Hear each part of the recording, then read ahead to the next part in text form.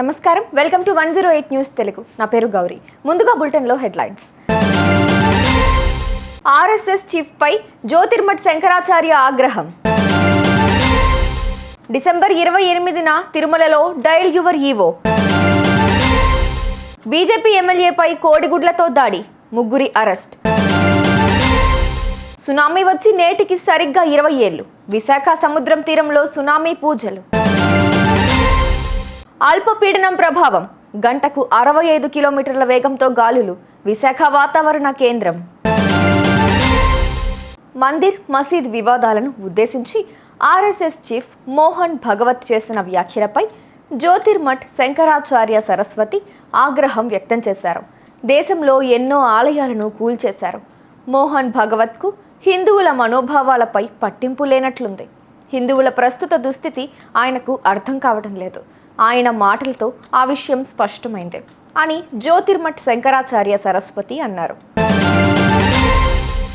ఈ నెల 28న తిరుమలలో ఉదయం 9 నుంచి 10 గంటల వరకు టీటీడీ డయల్ యువర్ ఈవో కార్యక్రమం జరగనుంది. తిరుమల అన్నమయ్య భవనంలో జరగనున్న ఈ కార్యక్రమంలో టీటీడీ ఈవో జె శ్యామలరావుకు ఫోన్ ద్వారా భక్తులు పలు సందేహాలు, సలహాలను తెలపాలని సూచించారు. అయితే భక్తులు ఈ నెంబర్కు సంప్రదించాలని అధికారులు సూచించారు. బెంగళూరు రాజరాజేశ్వరి నగర్ బీజేపీ ఎమ్మెల్యే మునిరత్నపై కోడిగుడ్లతో దాడి చేశారు. బుధవారం ఆర్ఆర్ నగర పరిధిలోని లక్ష్మీదేవి నగర్ వార్డు బీజేపీ కార్యాలయంలో వాజ్పేయి జయంతిలో పాల్గొనేందుకు వెళ్తున్న ఎమ్మెల్యేపై గుడ్లతో దాడి చేశారు.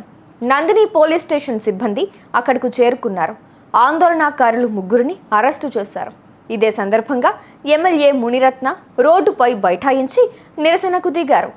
ఈ ఘటనపై మునిరత్న స్పందిస్తూ కర్ణాటక డిప్యూటీ సీఎం ఆయన తమ్ముడు తనను చంపడానికి కుట్ర పన్నారని ఆరోపించారు. సునామీ వచ్చి నేటికి సరిగ్గా 20 ఏళ్లు. ఈ విషాద ఘటనని గుర్తు చేసుకుంటూ విశాఖ పెద్ద జాలారిపేట సముద్ర తీరంలో సునామీ పూజలు నిర్వహించారు. సముద్రంలో పాలు, పసుపు నీళ్లు పోసి మత్స్యకారులు దండాలు పెట్టారు. గంగమ్మకు ప్రత్యేక పూజలు చేశారు. ఈ కార్యక్రమంలో విశాఖ తూర్పు శాసన సభ్యులు వెలగపూడి రామకృష్ణ, కార్పొరేటర్ నూకరత్నం తదితరులు పాల్గొన్నారు. బంగాళాఖాతంలో ఏర్పడిన తీవ్ర అల్పపీడనం బలహీనపడి అల్పపీడనంగా మారిందని విశాఖ వాతావరణ శాఖ అధికారి సుధావల్లి తెలిపారు.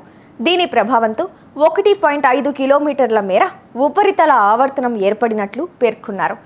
అల్పపీడన ప్రభావంతో తీరం వెంబడి గంటకు 65 కిలోమీటర్ల వేగంతో బలమైన గాలులు వీచే అవకాశం ఉందని తెలిపారు. ఇప్పటికే రాష్ట్రంలోని అన్ని పోర్టుల వద్ద 3వ ప్రమాద హెచ్చరిక జారీ చేసినట్లు చెప్పారు. మత్స్యకారులు వేటకు వెళ్లొద్దని సూచించారు. వచ్చే 24 గంటలు నెల్లూరు జిల్లాలో భారీ వర్షాలు కురిసే సూచనలు ఉన్నాయని పేర్కొన్నారు. రానున్న 2 రోజులు రైతులు అప్రమత్తంగా ఉండాలన్నారు. చూసారుగా, ఇవి ఇవాల్టి బులెటిన్ అప్డేట్స్. మరో బులెటిన్తో మళ్ళీ మీ ముందుకు వస్తాను. అంతవరకు కీప్ వాచింగ్ 108 న్యూస్ తెలుగు.